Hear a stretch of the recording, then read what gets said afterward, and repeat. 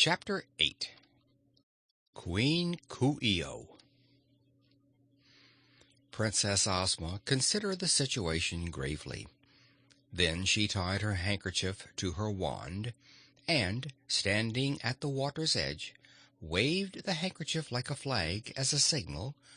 For a time they could observe no response. "I don't see what good that will do," said Dorothy. "Even if the Skeezers are on that island and see us and know we're friends, they haven't any boats to come and get us." But the Skeezers didn't need boats, as the girls soon discovered.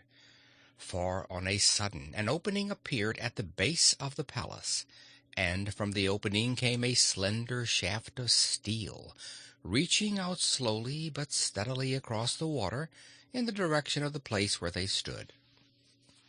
To the girls this steel arrangement looked like a triangle, with the base nearest the water. It came toward them in the form of an arch, stretching out from the palace wall until its end reached the bank and rested there, while the other end still remained on the island. Then they saw that it was a bridge, consisting of a steel footway just broad enough to walk on, and two slender guide rails, one on each side, which were connected with the footway by steel bars. The bridge looked rather frail, and Dorothy feared it would not bear their weight, but Ozma at once called, "Come on," and started to walk across, holding fast to the rail on either side. So Dorothy summoned her courage and followed after. Before Ozma had taken 3 steps, she halted, and so forced Dorothy to halt, for the bridge was again moving and returning to the island. "We need not walk after all," said Ozma. So they stood still in their places and let the steel bridge draw them onward. Indeed, the bridge drew them well into the glass dome building which covered the island, and soon they found themselves standing in a marble room, where 2 handsomely dressed young men stood on a platform to receive them. Ozma at once stepped from the end of the bridge to the marble platform, followed by Dorothy, and then the bridge disappeared with a slight clang of steel, and a marble slab covered the opening from which it had emerged. The 2 young men bowed profoundly to Ozma, and one of them said, "Queen Coo-ee-oh bids you welcome, O strangers. Her Majesty is waiting to receive you in her palace." "Lead on," replied Ozma with dignity. But instead of leading on, the platform of marble began to rise, carrying them upward through a square hole above, which just fitted it. A moment later they found themselves within the great glass dome that covered almost all of the island. Within this dome was a little village, with houses, streets, gardens, and parks. The houses were of colored marbles, prettily designed with many stained glass windows, and the streets and gardens seemed well cared for. Exactly under the center of the lofty dome was a small park filled with brilliant flowers, with an elaborate fountain, and facing this park stood a building larger and more imposing than the others. Toward this building the young men escorted Ozma and Dorothy. On the streets and in the doorways or open windows of the houses were men, women, and children, all richly dressed. These were much like other people in different parts of the Land of Oz, except that instead of seeming merry and contented, they all wore expressions of much solemnity or of nervous irritation. They had beautiful homes, splendid clothes, and ample food, but Dorothy at once decided something was wrong with their lives, that they were not happy. She said nothing, however, but looked curiously at the Skeezers. At the entrance of the palace, Ozma and Dorothy were met by 2 other young men in uniform and armed with queer weapons that seemed about halfway between pistols and guns, but were like neither. Their conductors bowed and left them, and the two in uniform led the girls into the palace. In the beautiful throne room, surrounded by a dozen or more young men and women, sat the Queen of the Skeezers, Coo-ee-oh. She was a girl who looked older than Ozma or Dorothy, 15 or 16 at least, and although she was elaborately dressed as if she were going to a ball, she was too thin and plain of feature to be pretty.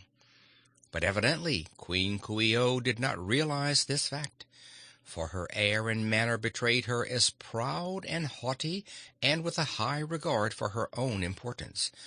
Dorothy at once decided she was snippy, and that she would not like Queen Coo-ee-oh as a companion. The Queen's hair was as black as her skin was white, and her eyes were black too.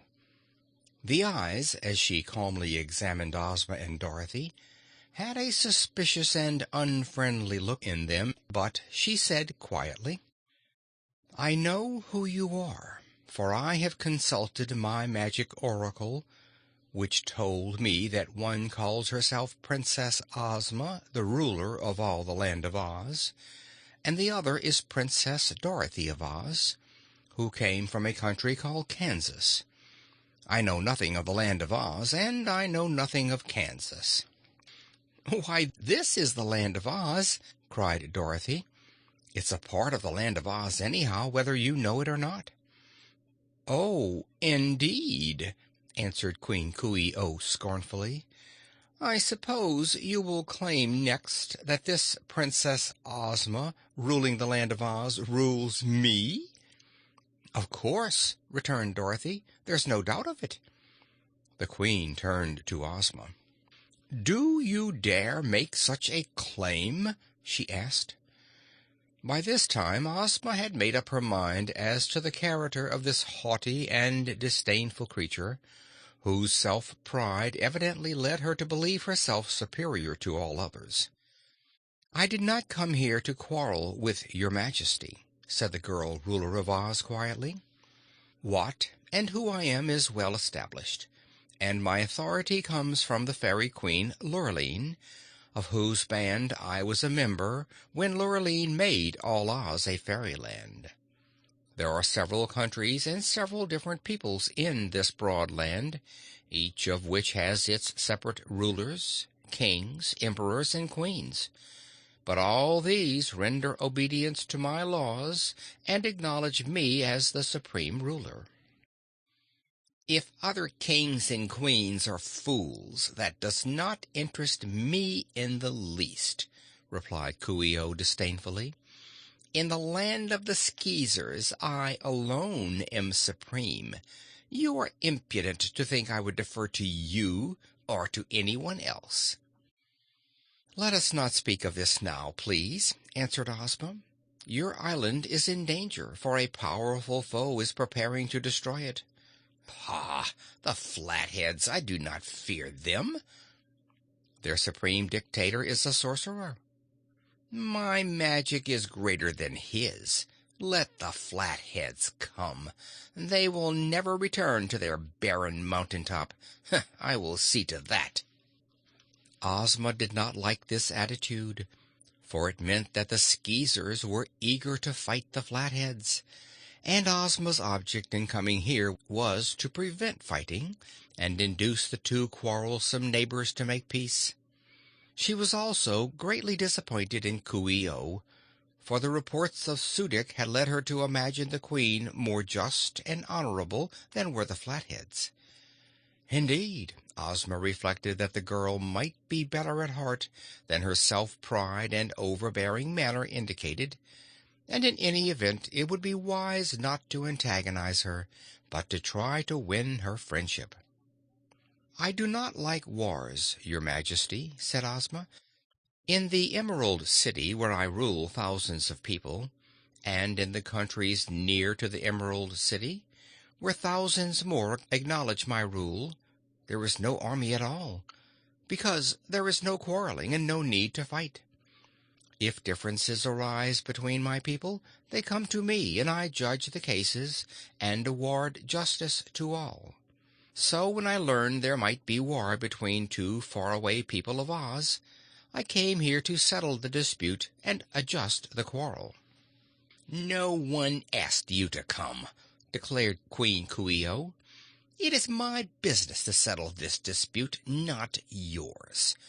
You say my island is a part of the Land of Oz, which you rule, but that is all nonsense, for I've never heard of the Land of Oz, nor of you. You say you are a fairy, and that fairies gave you command over me? I don't believe it. What I do believe is that you are an impostor, and have come here to stir up trouble among my people, who are already becoming difficult to manage. You two girls may even be spies of the vile Flatheads for all I know, and may be trying to trick me.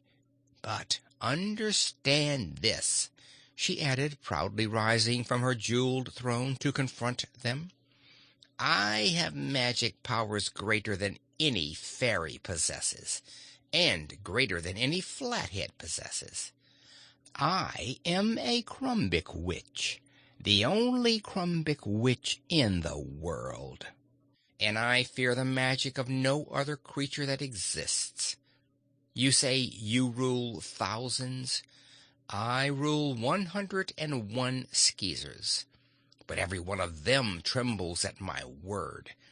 Now that Ozma of Oz and Princess Dorothy are here, I shall rule 103 subjects, for you also shall bow before my power.